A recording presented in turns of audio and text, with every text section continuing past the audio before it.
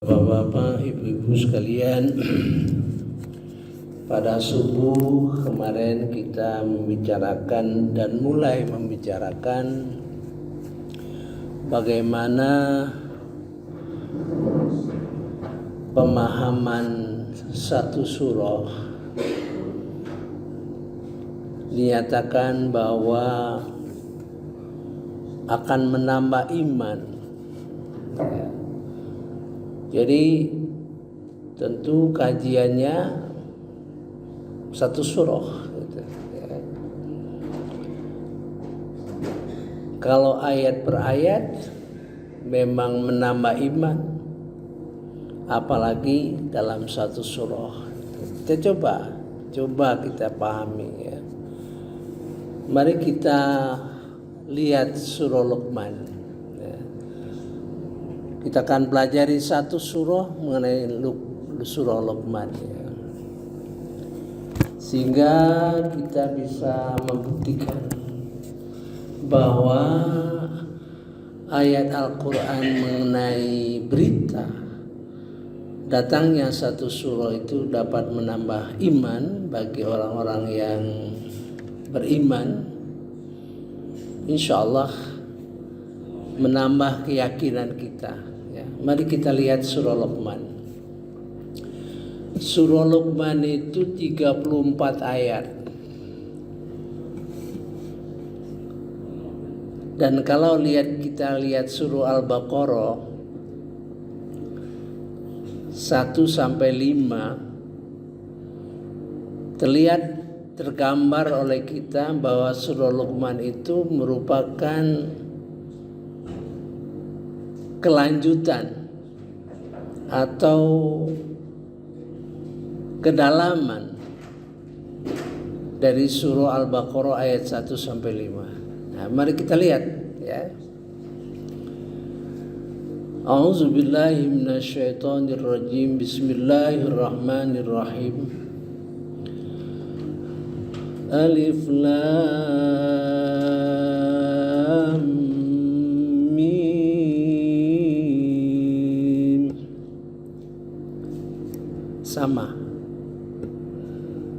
Sama-sama alif lam mim.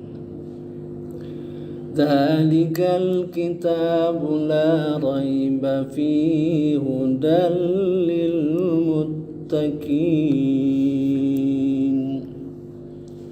Dalam surah Al-Baqarah, itulah kitab yang tidak ada keraguannya lagi bagi orang-orang yang muttaqi, ya. Dalam surah Al-Baqarah menggambarkan kitab yang tidak ada lagi keraguan bagi orang-orang yang muttaqi. Sekarang bagaimana kita lihat surah Luqman. Surah Luqman adalah surah ke-31. Alif Lam Mim. Tilka ayatul kitabil hakim. Beda, kelihatannya beda. Dalam surah Luqman dia sudah bicara ayat, ya, ayat-ayat. Dalam surah Al-Baqarah bicara masih kitab Al-Quran yang utuh, dan ayat-ayat Al-Quran di dalam surah Luqman itu merupakan hakim, bisa merupakan apa yang diputuskan adalah hakim, apa yang mengandung hikmah adalah hakim. Di ayat-ayat itu yang sudah dikaji gitu. Hudan wa rahmatan lil muhsinin. Petunjuk dan rahmat bagi orang yang muhsinin. Apa yang bergeser? tadinya bersifat umum hudal lil muttaqin, bersifat umum petunjuk bagi orang yang bertakwa, bergeser petunjuk dan rahmat bagi orang yang muhsinin. Pemahaman sementara siapa orang muhsinin itu, ya.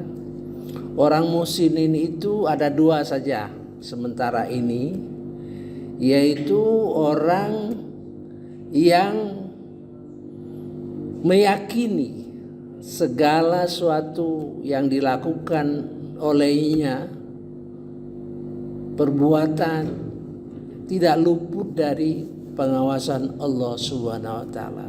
Ya, orang muhsinin itu. Jadi apa yang dilakukan dia yakin di dalam pemantauan Allah Subhanahu wa taala. Sehingga ada yang memberikan gambaran bahwa orang muhsinin itu kalau dia sholat, walaupun dia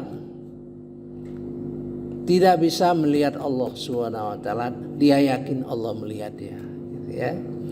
Kedua, orang muhsinin itu orang yang memperhatikan kepentingan orang banyak, kepentingan masyarakat, ya, tidak mementingkan diri sendiri.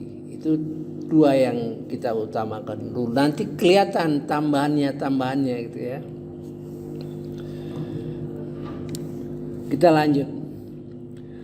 Alladzina yuqimunas shalah, alladzina yuqimunas shalah. Dalam surah Luqman ada yang hilang, yaitu suatu definisi orang yang takwa itu yang percaya kepada yang gaib. Nah, gitu ya. Hilang di sini, ya.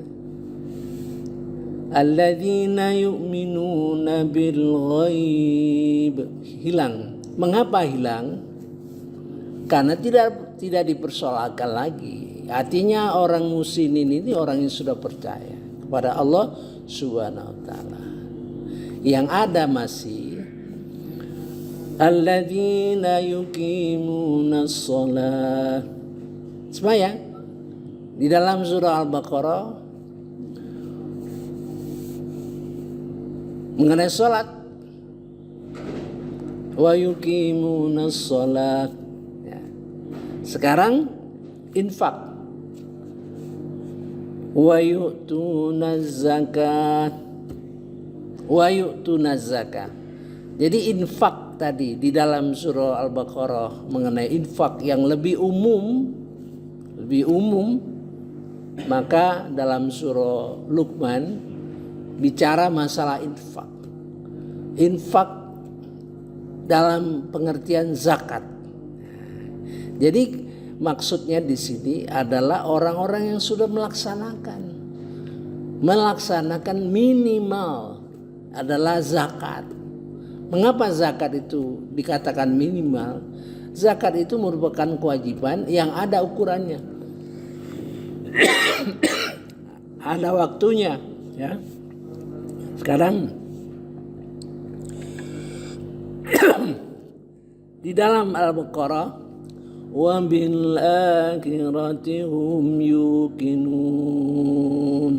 Di dalam Luqman, surah Luqman, wa hum bil akhirati hum yuqinun. Ada hum dua kali. Artinya ini orang-orang yang sudah betul-betul yakin terhadap akhirat, sudah punya ilmunya mengenai akhirat, sudah punya keyakinan yang mantap mengenai hari akhirat, ya. Hum wa bil akhirati hum yuqinun. Dua kali humnya, ya. Sekarang penutup. Ulaika ala hudam mir rabbihim. Mereka itulah, ya, yang diberi petunjuk dari Tuhan mereka. Allah itu merupakan proses. Jadi proses berjalan terus, diberi petunjuk terus, diberi petunjuk terus, diberi petunjuk terus berjalan ya. Ulaika ala hudam mir rabbihim, sama persis. Wa ulaika humul muflihun. Jadi satu ayat ini diulang persis sama dalam surah Luqman untuk menegaskan kembali bahwa proses itu terus berlanjut. Saya kasih contoh. Kalau suatu petunjuk sudah kita jalani, ya, maka petunjuk lanjutannya akan kita temui. Mari kita lihat dalam surah Al-Isra. Surah Al-Isra 53 ya. Itu Allah mengharapkan ya, memerintahkan kita supaya ngomong semakin baik, semakin kelihatan bahasa yang menunjukkan keilmuan, semakin bijaksana. Nah, itu perintah. A'udzubillahi minasyaitonirrajim. Bismillahirrahmanirrahim. Dan katakanlah Muhammad li ibadi, kepada hambaku, yaqulul lati hiya ahsan. Katakanlah Muhammad li ibadi, kepada hambaku, yaqulul lati hiya ahsan. Dan katakanlah kepada hamba-hambaku, hendaklah mereka mengucapkan perkataan yang lebih baik, benar, santun. Nah, ini perintah Allah kepada hamba-hambanya. Nah, di sini ada dua penulisan dalam Al-Quran, ada yang disebut, ada ya ibadi, artinya hamba-hamba yang sedang berproses ya, menuju kebaikan. Nah, kalau ibad, hamba-hamba yang sudah pakem, bisa karena sudah beriman betul-betul ataupun tidak ya. Nah, apabila kita mengikuti ya, ayat-ayat itu, kita jaga betul omongan-omongan kita pelihara sehingga kita tidak pernah berselisih, karena perselisihan perkataan itu menunjukkan kita sungguh-sungguh memperhatikan ayat tersebut. Memperhatikan ayat tersebut karena ada lanjutan ayat itu yang menggambarkan ya, bahwa apabila kita gagal dalam menjaga perkataan kita, menjaga omongan kita, akan dipengaruhi oleh setan. Saya baca ayat selanjutnya. Inna syaitana yanzahu bainahum. Sesungguhnya setan itu merusak, menciptakan perselisihan di antara kamu. Ya. Nah, kalau ada ayat seperti itu, artinya risiko yang kita hadapi akan besar apabila kita tidak bisa memelihara perkataan ya, perkataan kita, komunikasi kita yang tidak baik menimbulkan kesempatan setan untuk mengganggu. Nah, mari kita lihat lagi 2 kali. Inna syaitana kanal insana aduwwan mubina. Sesungguhnya setan itu telah menjadikan manusia musuh yang nyata. 2 kali. Artinya penting ini. Ya. Kita bisa masuk neraka karena perkataan kita ya, yang tidak kita jaga. Nah, di situ banyak hadis-hadis yang merinci, ya, merinci pelaksanaan. Antara lain Rasulullah SAW mengatakan bahwa sebaiknya sebelum ngomong itu berpikir dulu. Tuh ya. Kedua, hadis mengenai kalau orang yang percaya pada hari akhirat, maka dia menjaga perkataannya, dia lebih baik diam daripada bicara yang tidak ada gunanya. Nah, itu rincian. Sehingga rincian itu yang diberikan oleh Rasulullah itu supaya kita sedikit-sedikit menghayati ayat ini. Salah satu misalnya kalau ngomong, bicara, pikir dulu. Nah, gitu ya. Nah, sekarang saya memberi contoh. Kalau itu dilanjutkan, kita yakini akan ada lagi lanjutan hidayah, yaitu surah Al-Hajj 22 ayat 24 nih. Luar biasa sebetulnya ini. A'udzubillahi minasyaitonirrajim. Bismillahirrahmanirrahim. Dan mereka diberi petunjuk kepada ucapan-ucapan yang baik, dan diberi petunjuk pula kepada jalan yang terpuji. Nih, coba renungkan ayat ini. Wahudu ila thayyibi minal qaul. Jadi omongannya terpelihara karena petunjuk yang diberikan Allah kepada mereka, yang menjaga kata-kata, menjaga pembicaraannya, menjaga komunikasinya. Dan wahudu ila siratal hamid, dan diberi petunjuk kepada jalan yang mulia. Jadi tidak akan mungkin dia membicarakan sesuatu yang tidak mulia. Ya. Sekarang saya beri lagi kelanjutan dari ayat ini. Ya. Mudah-mudahan dalam sekian tahun kita ngomong baik, pemikiran baik, rencana baik, ya, terjaga dari gangguan setan. Maka kita lanjut di dalam surah Maryam ayat 50. Jadi Al-Quran itu bergerak, ya. Hanya kita yang kadang-kadang tidak bergerak, ya. Karena membatasi ilmu kita. Nah, tidak membatasi ilmu yang diberikan oleh Allah Subhanahu wa taala. Surah Maryam ayat 50. Ini yang luar biasa sebetulnya. Dan kami anugerahkan kepada mereka sebagian dari rahmat kami. Nih, ditambah rahmat.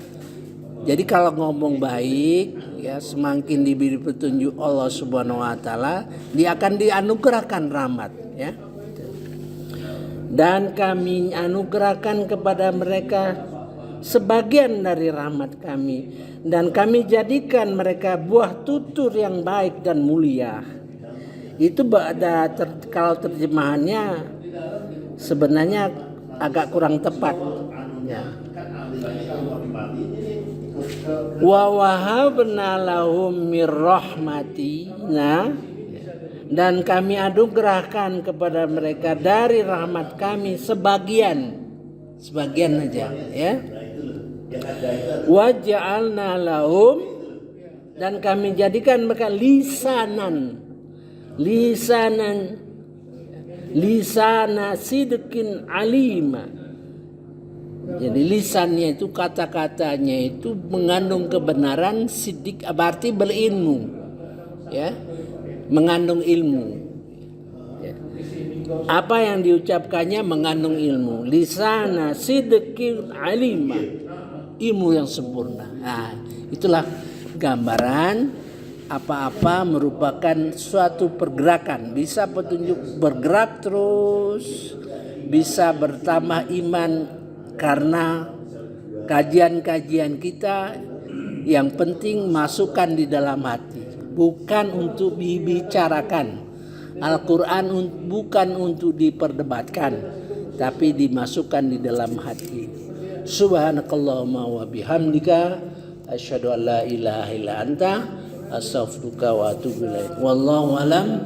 Wassalamualaikum warahmatullahi wabarakatuh.